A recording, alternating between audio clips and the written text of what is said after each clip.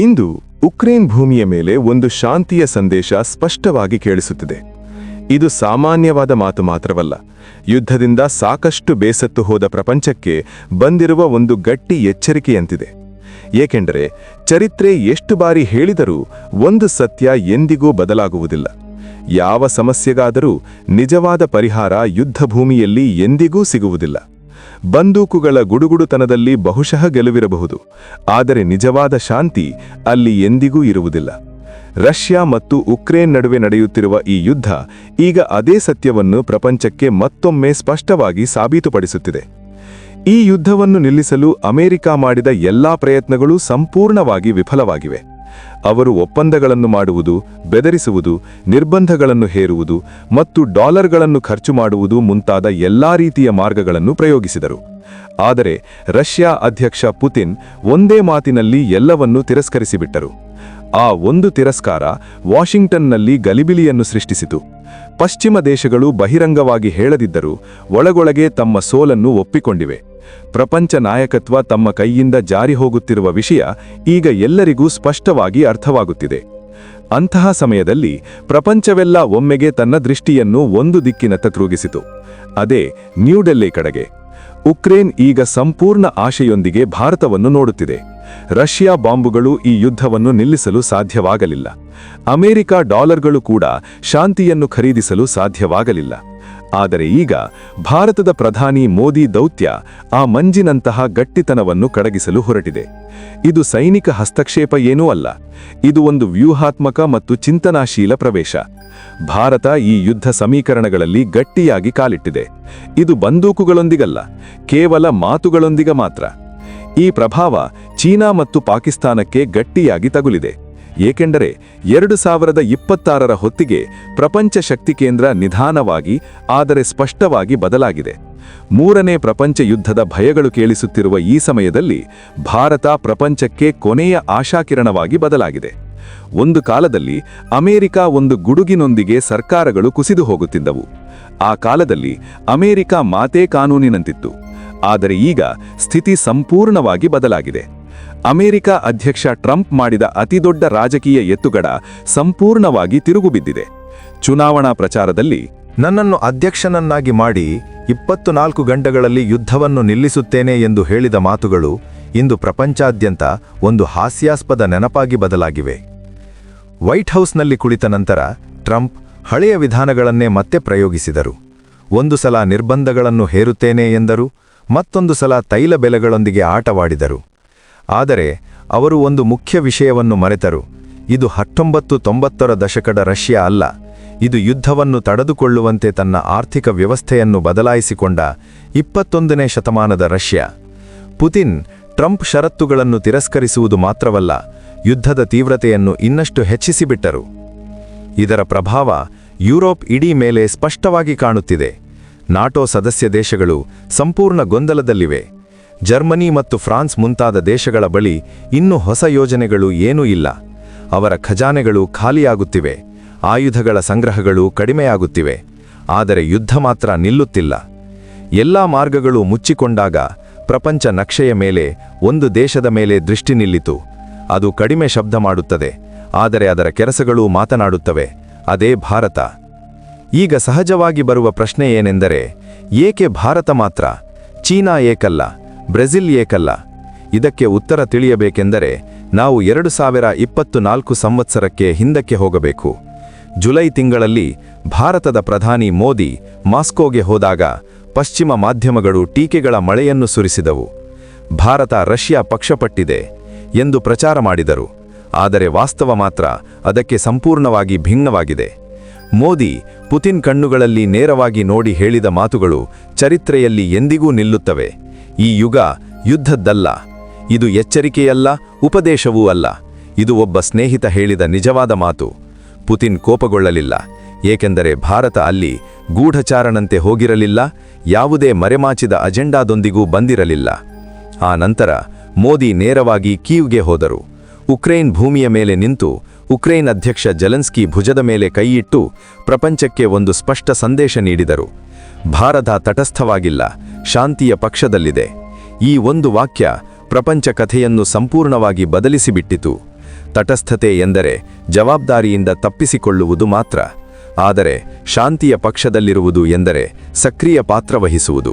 ಭಾರತ ಒಂದು ಕಡೆ ರಷ್ಯಾದೊಂದಿಗೆ ವ್ಯೂಹಾತ್ಮಕ ಸಂಬಂಧಗಳನ್ನು ಮುಂದುವರಿಸುತ್ತಿದೆ, ಮತ್ತೊಂದು ಕಡೆ ಉಕ್ರೇನ್ಗೆ ಮಾನವೀಯ ಸಹಾಯ ನೀಡುತ್ತಿದೆ. ಇದೇ ನಿಜವಾದ ಸಮತೋಲನ, ಇದೇ ವ್ಯೂಹಾತ್ಮಕ ಸ್ವಾತಂತ್ರ್ಯ.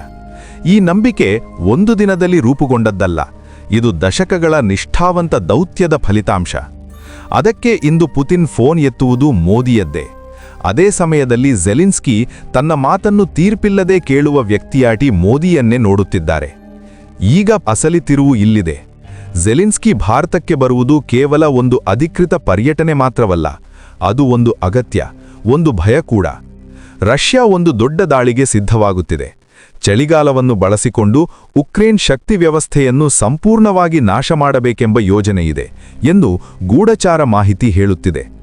ಅಂತಹ ದಾಳಿ ಉಕ್ರೇನನ್ನು ಸಂಪೂರ್ಣ ಕತ್ತಲೆಗೆ ತಳ್ಳಿಬಿಡುತ್ತದೆ. ಅಮೆರಿಕ ತನ್ನ ಕೈಗಳನ್ನು ಎತ್ತಿಬಿಟ್ಟಿದೆ. ಯುರೋಪ್ ಬಳಿ ನೀಡಲು ಏನೂ ಬಾಕಿಯಿಲ್ಲ. ಈ ಹಂತದಲ್ಲಿ ಝೆಲೆನ್ಸ್ಕಿಗೆ ಒಂದು ವಿಷಯ ಸ್ಪಷ್ಟವಾಗಿ ಅರ್ಥವಾಗಿದೆ: ಇನ್ನು ಆಯುಧಗಳಲ್ಲ, ಮಾತುಗಳೇ ತನ್ನ ದೇಶವನ್ನು ಉಳಿಸಬೇಕು. ಭಾರತ ಆದೇಶಗಳನ್ನು ನೀಡುವುದಿಲ್ಲ, ಕೇವಲ ಪ್ರಸ್ತಾಪಗಳನ್ನು ಮಾತ್ರ ಇಡುತ್ತದೆ. ಮೋದಿ ಮಾಸ್ಕೋದಲ್ಲಿಟ್ಟ ಶಾಂತಿ ಯೋಜನೆಯಲ್ಲಿ ಯಾರಿಗೂ ಸೋಲಿಲ್ಲ, ಯಾರಿಗೂ ಸಂಪೂರ್ಣ ಗೆಲುವೂ ಇಲ್ಲ, ಆದರೆ ಗೌರವಪೂರ್ವಕ ಮಾರ್ಗ ಮಾತ್ರ ಇದೆ. ಈಗ ಅದೇ ಯೋಜನೆ ಎರಡನೇ ಹಂತಕ್ಕೆ ಬರಲಿದೆ. ಈ ದೌತ್ಯ ಪ್ರಯತ್ನ ಬಹುಶಃ ರಷ್ಯಾ ಉಕ್ರೇನ್ ಯುದ್ಧವನ್ನು ನಿಲ್ಲಿಸಲು ಭಾರತ ಮಾಡುತ್ತಿರುವ ಡಿಪ್ಲೊಮ್ಯಾಟಿಕ್ ಪ್ರಯತ್ನಗಳನ್ನು ಸೂಚಿಸುತ್ತದೆ. ಇದರ ಪ್ರಭಾವ ಕೇವಲ ಉಕ್ರೇನ್ ರಾಜಧಾನಿ ಕೀವ್ ಮತ್ತು ರಷ್ಯಾ ರಾಜಧಾನಿ ಮಾಸ್ಕೋಗೆ ಮಾತ್ರ ಸೀಮಿತವಲ್ಲ, ಇದು ಇನ್ನಷ್ಟು ವಿಸ್ತಾರವಾದದ್ದು. ಚೀನಾ ರಾಜಧಾನಿ ಬೀಜಿಂಗ್ ಮತ್ತು ಪಾಕಿಸ್ತಾನ ರಾಜಧಾನಿ ಇಸ್ಲಾಮಾಬಾದ್ಗಳಲ್ಲಿ ಕೂಡ ಆತಂಕ ಮತ್ತು ಅನಿಶ್ಚಿತತೆ ಶುರುವಾಗಿದೆ. ಏಕೆಂದರೆ ಈ ಯುದ್ಧ ಮುಂದುವರಿದರೆ ಏಷ್ಯಾ ಪ್ರದೇಶದಲ್ಲಿನ ಭೌಗೋಳಿಕ ರಾಜಕೀಯ ಸಮತೋಲನ ಪ್ರಭಾವಿತವಾಗುತ್ತದೆ ಮತ್ತು ಭಾರತದ ಶಾಂತಿ ಪ್ರಯತ್ನಗಳು ಯಶಸ್ವಿಯಾದರೆ ಅದು ಚೀನಾ ಮತ್ತು ಪಾಕಿಸ್ತಾನದ ವ್ಯೂಹಾತ್ಮಕ ಗುರಿಗಳನ್ನು ಸವಾಲು ಮಾಡುತ್ತದೆ. ಚೀನಾ ಈ ಯುದ್ಧ ಮುಂದುವರಿಯಲಿ ಎಂದು ಬಯಸುತ್ತದೆ, ಏಕೆಂದರೆ ಅದು ರಷ್ಯಾದೊಂದಿಗೆ ತನ್ನ ಸಂಬಂಧಗಳನ್ನು ಬಲಪಡಿಸಿಕೊಳ್ಳಲು ಮತ್ತು ಪಶ್ಚಿಮ ದೇಶಗಳನ್ನು, ಮುಖ್ಯವಾಗಿ ಅಮೆರಿಕ, ಯುರೋಪನ್ನು ದುರ್ಬಲಗೊಳಿಸಲು ಉಪಯೋಗವಾಗುತ್ತದೆ. ಅದು ತನ್ನ ವಿಸ್ತರಣವಾದಿ ನೀತಿಗಳಿಗೆ, ಉದಾಹರಣೆಗೆ ಸೌತ್ ಚೈನಾ ಸೀ, ತೈವಾನ್ ವಿಷಯಗಳಲ್ಲಿ ಇನ್ನಷ್ಟು ಅವಕಾಶಗಳನ್ನು ಸೃಷ್ಟಿಸುತ್ತದೆ. ಆದರೆ ಭಾರತ ಮಾತ್ರ ಶಾಂತಿಯನ್ನು ಬಯಸುತ್ತದೆ. ಭಾರತದ ಗುರಿ ವಿಸ್ತರಣೆಯಲ್ಲ, ಸ್ಥಿರತೆ ಮತ್ತು ಸಮತೋಲನ. ಅದಕ್ಕೆ ಪ್ರಪಂಚಾದ್ಯಂತ ಉದ್ವಿಗ್ನತೆಗಳು ಬೆಂಕಿಯಂತೆ ಉರಿಯುತ್ತಿದ್ದರೂ ಭಾರತ ಒಂದು ತಂಪು ನೀರಿನಂತಹ ಶಾಂತಿಯ ರಾಯಭಾರಿಯಾಗಿ ಬದಲಾಗಿದೆ. ಇದು ಭಾರತದ ಡಿಪ್ಲೊಮಸಿಯನ್ನು ಪ್ರಪಂಚಕ್ಕೆ ತೋರಿಸುತ್ತಿದೆ. ಏಕೆಂದರೆ ಭಾರತ ತನ್ನ ಸ್ವತಂತ್ರ ವಿದೇಶಾಂಗ ನೀತಿಯನ್ನು ನಾನ್ ಅಲೈನ್ಡ್ ಮೂವ್ಮೆಂಟ್ ಆಧಾರದಲ್ಲಿ ಮುಂದುವರಿಸುತ್ತಾ ಎರಡೂ ಕಡೆಗಳೊಂದಿಗೂ ಮಾತನಾಡುತ್ತಿದೆ. ಪಾಕಿಸ್ತಾನ ಸಂಪೂರ್ಣ ಗೊಂದಲದಲ್ಲಿ ಮುಳುಗಿ ಹೋಗಿದೆ, ಏಕೆಂದರೆ ನಿನ್ನೆಯ ಭಾರತ ಇನ್ನೂ ಅಭಿವೃದ್ಧಿ ಹೊಂದುತ್ತಿರುವ ದೇಶವಾಗಿ ನೋಡಿದ ಭಾರತ ಇಂದು ಪ್ರಪಂಚ ಶಕ್ತಿ ಕೇಂದ್ರವಾಗಿ ಬೆಳೆದಿದೆ. ಇದು ಹೊಸ ಭಾರತ, ಆರ್ಥಿಕವಾಗಿ, ಸೈನಿಕವಾಗಿ ಮತ್ತು ಡಿಪ್ಲೊಮ್ಯಾಟಿಕ್ ಆಗಿ ಬಲವಾದ ಭಾರತ, ತನ್ನ ಸ್ವಂತ ಷರತ್ತುಗಳ ಮೇಲೆ ಪ್ರಪಂಚದೊಂದಿಗೆ ಮಾತನಾಡುವ ಭಾರತ. ಪಾಕಿಸ್ತಾನಕ್ಕೆ ಇದು ಆತಂಕಕಾರಿ ವಿಷಯ, ಏಕೆಂದರೆ ಭಾರತದ ಈ ಬೆಳವಣಿಗೆ ತನ್ನ ಗಡಿ ವಿವಾದಗಳನ್ನು, ಕಾಶ್ಮೀರ್ ಮುಂತಾದವು ಮತ್ತು ಪ್ರಾದೇಶಿಕ ಪ್ರಭಾವವನ್ನು ಕಡಿಮೆ ಮಾಡುತ್ತದೆ.